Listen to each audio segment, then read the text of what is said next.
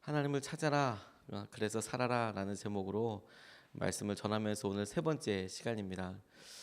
성경에 보면 기회를 놓친 사람들이 있어요. 대표적으로 예수님께서 나를 따르라 라고 말씀하셨지만 자신이 가진 것이 많아서 쭈뼛쭈뼛하다가 결국에는 따르지 못했던 부자 관원, 부자 청년에 관련된 이야기를 우리가 잘 알고 있습니다.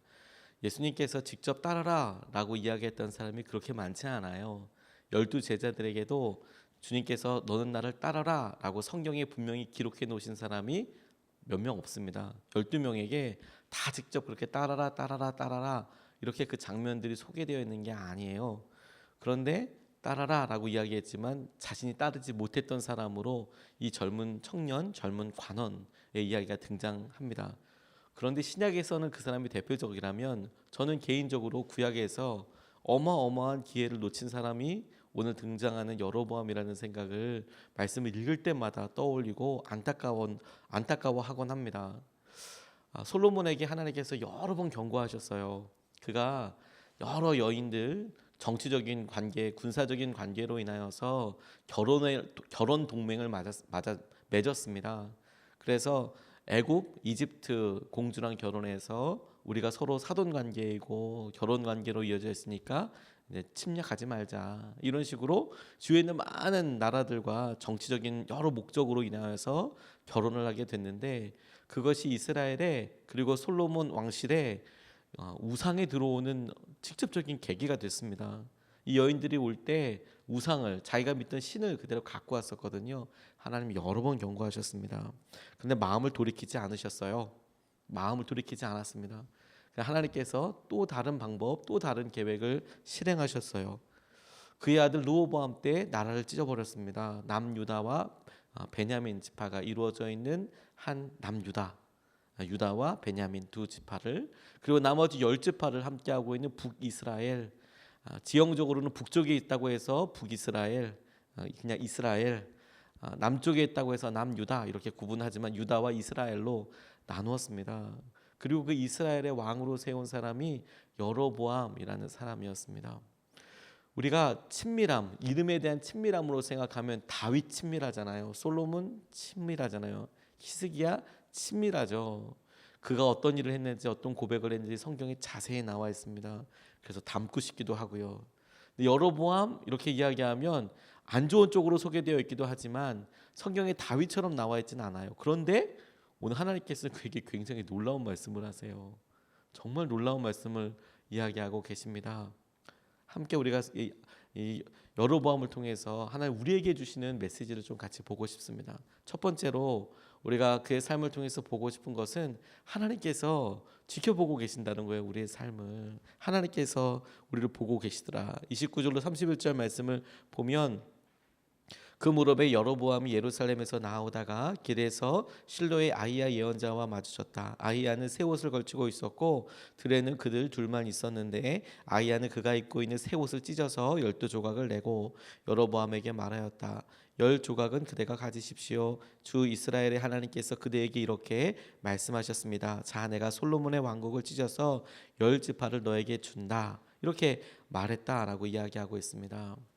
단순하게 상황이 묘사되어 있는 것 같지만 여기에는 앞으로 있을, 그리고 이 장면을 위해서 참 많은 일들이 하나님의 계획대로 있는 것을 언뜻 볼 수 있습니다. 예를 들어 그가 여로보암이 예루살렘으로 나아가는 길인데 그 나아가는 길에 아히야 예언자와 만났다라는 거예요. 우연이구나 싶지만 그 아히야는 새 옷을 입었다.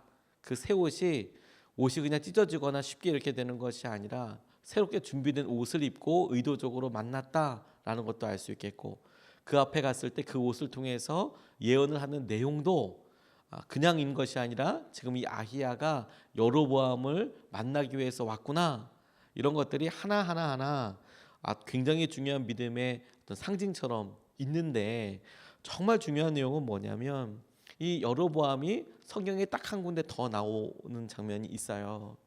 솔로몬이 성벽을 쌓을 때 이 여로보암이 탁월하게 능력과 자질을 갖춰서 리더십을 발휘해서 솔로몬에게 인정받았던 사람이거든요. 그래서 성벽을 쌓는데 그 책임을 여로보암에게 맡겼습니다.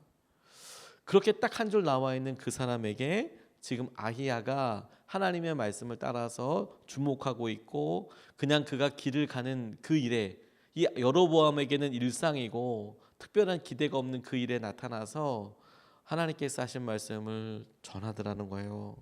그리고 10지파를 너에게 주겠다라고 어마어마한 약속을 하시더라는 것이죠. 여로보암의 입장에서는 이게 어떻게 다가왔을까 하고 생각하게 됐어요. 여로보암이 이제 왕이 돼서 타락하고 그가 하려고 했던 인간적인 여러 생각들을 생각하기 전에, 그가 처음 하나님 앞에 주목받고 있을 때, 그가 이스라엘의 왕으로 세워질 때, 그 전에 가만히 보면 하나님께서 그를 유심히 보고 계셨다는 것에 우리가 같이 주목해야 될 필요가 있다고 생각하게 됐습니다. 그가 왕이 되기 전까지는 하나님께서 그의 성실함과 그의 일들을 주목하고 계셨어요. 그리고 그를 이스라엘의 왕으로 세우실 만큼 신뢰하고 계셨다라는 거예요. 하나님께서 이스라엘을 사랑하셨던 그것을 생각해 보면 그에게 이 10지파를 맡기겠다라는 게 엄청 어떤 의미를 맞이하는지 여러분 우리가 기억할 필요가 있어요.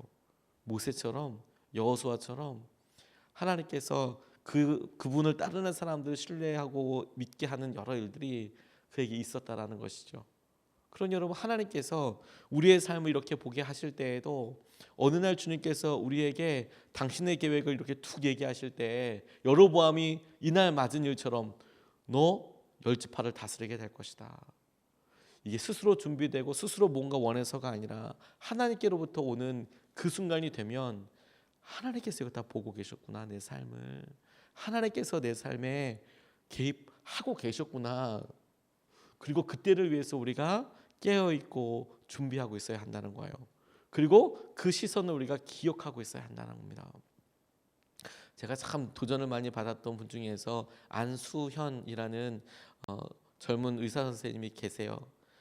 그 청년 바보 의사라는 책의 주인공이 되었던 분이기도 한데, 그분의 삶이 짧지만, 그리고 그분의 삶이 다른 사람들의 이야기하는 위인전에 나올 만큼의 많은 사람들에게 영향을 줄 큰 사건과 연결되어 있는 것도 아니지만, 그분의 간증과 그분의 삶과 고백을 이렇게 읽으면서 마음이 너무너무 뜨거워졌어요.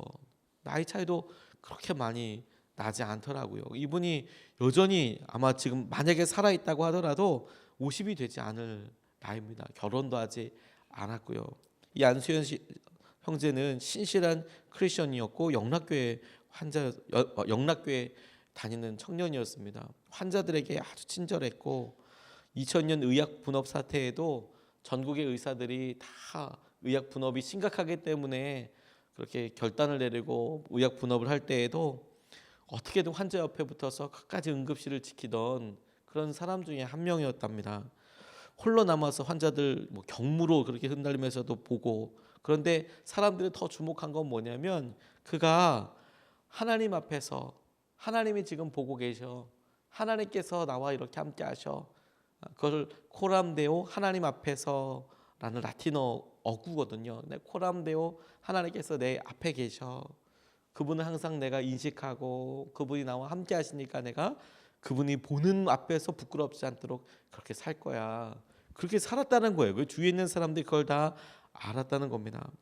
그가 돌보던 환자들의 병실을 밤마다 몰래 찾아가서 기도하던 사람이었대요.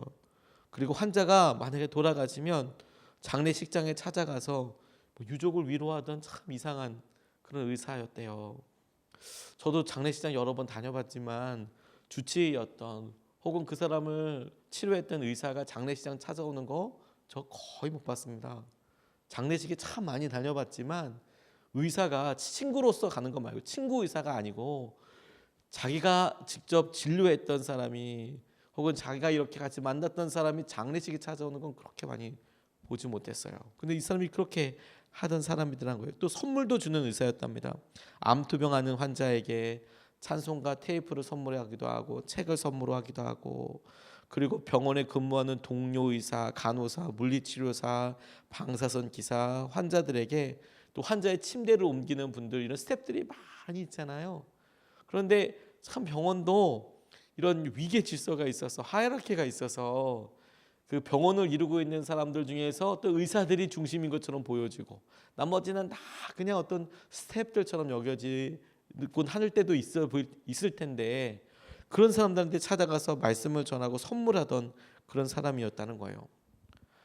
돈 없고 힘든 사람 있으면 조선족 할아버지 병원비나 또 여러 검사비를 대납해 주기도 하고 백혈병 소녀랑 같이 찾아가서 선물을 주기도 하고 장애가 있는 청년을 안고 자기 차로 콘서트에 태워가기도 하고 그런 여러 일들이 있었다는 거예요. 근데 이런 일들이 아주 소소해 보이고 일상적인 일들이 사람들한테 확 드러나게 된 계기가 뭐냐면 안타깝게도 그가 죽었을 때였어요. 그가 군의관으로 열심히 사역하고 있을 때 사람들은 다 나을 거라고 생각했답니다. 열이 있고 왜 이렇게 열이 있나 그래서 위로하고 처음에는 큰일 아니겠지 이렇게 하다가 훈련 중에 유행성 출혈열에 걸려서 그냥 아주 불꽃 같은 삶을 마감하게 됐어요. 그렇게 마감하게 됐을 때 그의 장례식에 안타까워하는 사람이 모였는데 그 장례식에 청년 그것도 결혼도 안 하고 그냥 뭐 교회에서 열심히 활동하던 청년 한 명 돌아갔다고 사람들은 생각할 수 있지만 3,000명이 넘는 사람들이 와서 자기가 어떻게 이 사람과 관계가 있는지 그렇게 드러나게 되면서 이 안수연이라는 사람이 사람들에게 알려지게 됐어요. 조문 오는 사람들이 그 병원의 직원들이 오는 거예요. 앞에서 구두 닦던 할아버지가 이 안수연 씨가 자기에게 해줬던 여러 일들 위로들 앞에 매점 아줌마가 와서 이 안수연 선생님이 자기에게 했던 그런 따뜻한 말들 신앙생활을 하던 하지 않던 이 고대 병원에서 이 안수연 선생님이랑 관련된 사람들 다 와서 한마디씩 하고 가는데 유족들에게 엄청 커다란 위로가 됐던 거죠. 그리고 그것을 그 장례를 이렇게 인도하던 목사님들에게도 너무 큰 도전이 됐던 거예요.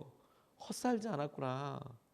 죽음 앞에 안타까우면서 애도하고 온 사람들을 보니까 어떻게 이렇게 관계가 됐을까 어떻게 만났을까 싶은 사람들이 와서 내가 이 사람에게 하나님께서 하신 이런 은혜를 음성을 들었다 그러면서 사람들 앞에 드러났다라는 것을 보게 됐어요. 안타깝게 죽음이라는 것을 통해서 그가 하나님 앞에서 어떻게 살았는지를 보게 되긴 했지만 제게 코람데오 하나님 앞에서 하나님 살아계시고 우리 앞에 계시고 그 시선을 가지고 있는 것이 우리에게 너무너무 필요하다는 생각이 들었어요. 우리가 여로보암처럼 하나님의 예언자가 아히야가 어느 날 와서 내가 너를 쓸 거야 하나님께서 너에게 이렇게 이야기하고 계셔라고 이야기했을 때 하나님 그렇군요 저를 다 보고 계셨군요 저는 왕은 아무나 되는 건 아니라고 생각하고 하나님 그런 일은 누구나 다 할 수 있는 건 아니라고 생각했는데 하나님 저를 지켜보고 계셨군요. 그럴 때에 우리가 후회하는 일이 없도록 하나님이 우리를 지켜보고 계셔. 우리가 그것에 대해서 첫 번째 눈이 열리기를 원합니다. 두 번째로 주목하고 싶은 것은 하나님이 주신 약속과 여로보암에게 허락된 기회에 대해서 우리가 같이 기도하고 싶습니다. 38절 말씀을 보면 네가 나의 종 다윗이 한 것과 같이 내가 명령한 모든 것을 따르고 내가 가르친 대로 살며 내 율례와 명령을 지켜서 내가 보는 앞에서 바르게 살면 내가 너와 함께 있을 것이며 내가 다윗 왕조를 견고하게 세운 것 같이 내 왕조도 견고하게 세워서 이스라엘을 너에게 맡기겠다 이렇게 말씀하고 계십니다. 이 말씀이 내용을 하나하나 묵상할수록 어마어마한 약속이라는 것을 깨닫게 됐습니다.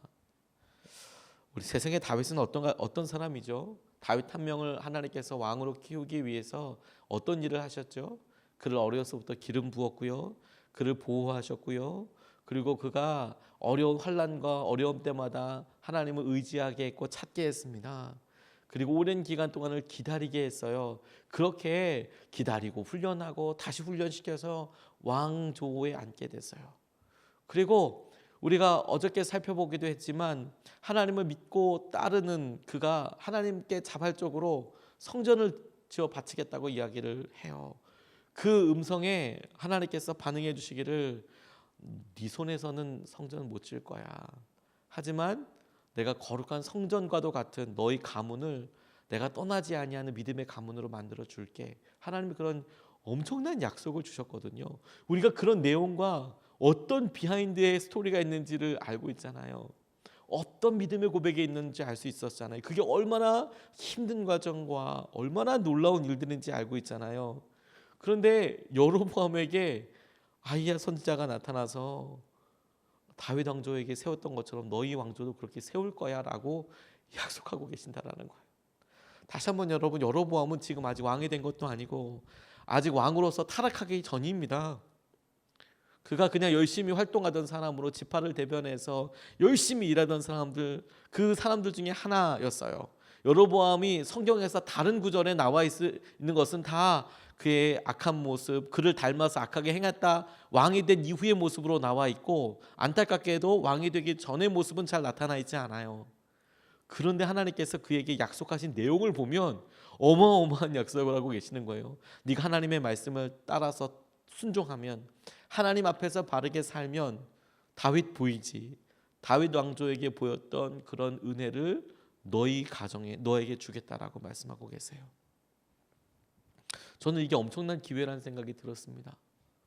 만약에 우리가 여러분 그 사람이 하나님께서 주신 이 기회를 하나님 말씀대로 따르는 것이 믿음이구나, 하나님 말씀대로 순종하라는 기회를 주신 거구나, 하나님 말씀대로 살 수 있는 기회를 주신 거구나, 그냥 다윗의 왕조같이 잘 사는 것, 다윗의 왕조처럼 보이는 껍데기가 다른 사람들이 부러워할 만큼의 엄청난 성공을 이루는 것, 그것을 유지하는 것, 거기에 모이지 않고 하나님께서 내게 찾아오셔서 내게 주신 기회가 하나님께서 다윗처럼 믿음으로 반응할 수 있도록, 하나님의 말씀을 순종할 수 있도록 주신 기회였구나 라는 것을 믿고 따랐다면 다윗 같은 사람이 둘 나왔을 거예요. 하나님께서 그와 똑같이 축복해 주시다고 말씀하신 것을 보고 사실 저는 잘못 나온 건가, 이게 관용어라고 생각했던 거예요. 근데 분명히 하나님께서 이렇게 말씀하고 계시잖아요. 네가 내 앞에서 바르게 살면 내가 다윗을 세웠던 것처럼 너를 그렇게 세우겠다, 너의 왕조를 그렇게 세우겠다. 여러분, 우리가 꼭 기억해야 합니다. 하나님이 우리에게 기회 주신 거예요. 여로보암에게 주셨던 기회처럼 하나님께서 우리에게 기회 주신 거예요. 그리고 우리에게 믿음의 선택입니다. 우리가 다윗의 길을 갈 것인지 여로보암의 길을 갈 것인지. 하나님께서는 우리 모두를 다윗처럼 세우실 거예요. 그리고 그렇게 세우기 원하실 겁니다. 그것을 위해서 하나님께서 주님이 주신 이 기회를 놓치지 않고 따라가야겠다, 그렇게 생각하고 붙잡아야겠다는 생각을 하게 됐습니다. 철로 역정의 주인공인 크리스천이 여행을 떠나게 됩니다. 근데 그 철로 역정의 시작이 어디에서 시작되냐면 좁은 문에서 시작돼요. 좁은 문에서 파멸의 땅에서 시온산으로 도망하는 이 크리스천이 좁은 문 앞에서 말해요. 무거운 짐을 진 불쌍한 죄인입니다, 이렇게 얘기합니다. 예수님은 모든 제자를 그 좁은 문으로 부르세요. 달라스 윌라드라는 사람은 좁은 문은 흔히 생각하는 것처럼 옳은 교리를 말하지 않는다, 좁은 문은 순종, 그리고 그 순종에 필요한 예수님에 대한 확신이다. 반면 넓은 문은 뭐든 자기가 원하는 대로 하는 것이다. 좁은 문은 막 교리를 막 지켜서 이것도 하고 이것도 하고 이것도 하고 이렇게만 사람들 생각하지만 그게 온전히 다 표현했다고 생각하지 않는 거예요. 좁은 문은 오히려 우리의 삶에 무엇과 관련 있냐면 내가 주님 뜻대로 말씀대로 순종하는 그 길, 내가 편하게 내가 원하는 대로 막 사는 것은 넓은 길, 그리고 하나님께서 이 길을 원하셔. 그래서 내가 순종하는, 하나님을 사랑하기 때문에 순종하는 사람들의 길을 가는 거, 그리고 그 길에 대한 확신, 저도 여기에 100% 동감합니다. 좁은 길은 주님께서 원하시는 그 길을 가는 거예요. 빨리 성공하는 게 문제가 아니고요, 우리가 성공한 것을 유지하는 게 목표도 아닙니다. 온전한 삶을 사는 것이 믿음의 도전이에요. 오늘 우리가 그런 하나님의 은혜와 도전을 받은 겁니다. 하나님께서 허락하신 말씀을 붙잡게 되는 것이 도전이고 열매입니다. 우리가 주님께서 이끌어주시고 인도하여 주시는 것을 그 은혜로 같이 붙잡고 기도할 수 있으면 좋겠습니다. 하나님께서 주신 기회를 우리가 오늘도 살리게 되기를 원합니다. 우리가 두 가지를 같이 나눴습니다. 첫 번째로 하나님께서 우리를 지켜보고 계세요. 지켜보고 계세요. 아직 여로보암은 다윗의 길을 갈 수도 있고 그리고 망할 수도 있는, 아직까지 그 전에 머물러 있는 사람입니다. 그의 결과가 안타깝지만 그의 처음 시작은 하나님이 참 놀랍게 주목하고 계셨다는 것에서부터 시작하고 있어요. 두 번째, 하나님이 주신 약속이 여로보암에게 허락하신 엄청난 기회였다는 거예요. 그 기회는 하나님의 말씀대로 살 수 있는 기회고, 그리고 그 순종의 결과가 다윗 왕조 같은 왕조를 일으킬 만큼의 엄청난 것이었다라는 거예요. 우리에게 그대로 적용되겠습니다. 다윗의 길을 갈 것인지 여로보암의 길을 갈 것인지. 우리가 이것을 붙잡고 두 번 나눠서 같이 기도하겠습니다. 첫 번째로 기도하고 싶은 것은